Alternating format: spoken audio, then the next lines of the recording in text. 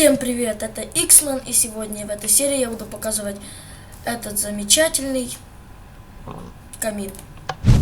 Вот он так зажигается и также тушится. Делается он очень просто. Сейчас я вам его покажу. Это буквально займет очень мало времени. Так, дальше мы здесь ставим липкий поршень. Здесь мы поставим адский камень, а на липкий поршень мы поставим, забыл взять, раздатчик нам нужен.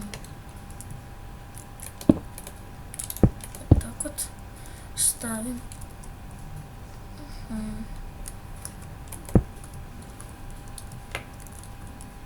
Вот так вот нам нужно. Я делаю вот так вот дальше, чтобы поставить здесь потом рычаг. Сейчас поставим даже его сразу же. Потом вы сможете оформить его сами, как вам понравится. Я сделал так, как мне понравилось.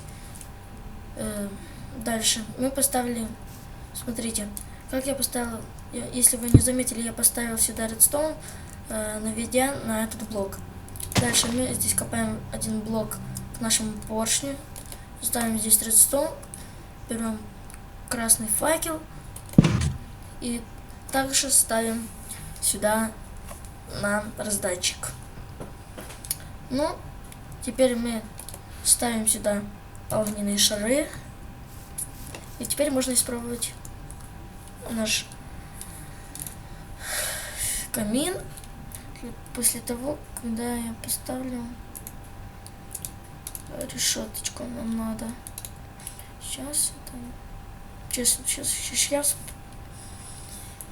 быстро. Вот она. Так, чтобы просто эти шторы, чтобы не вылетали, нужно обязательно решетку. Вот так вот. И дальше он тушится. Опять и опять. Еще я хочу вам показать, что я буду показывать в следующей серии. В следующей серии я покажу вам вот такой вот механизм с дома Сиверуса. Надеюсь, вы видели его дом. Если нет, наберите это в ютубе и посмотрите. Мы в определенном месте ставим редстоун факел. И также это открывается. Наступаем на нажимную плиту. Это само закрывается. Здесь я просто строю себе там как бы складик. Ну ладно, спасибо за просмотр. До свидания.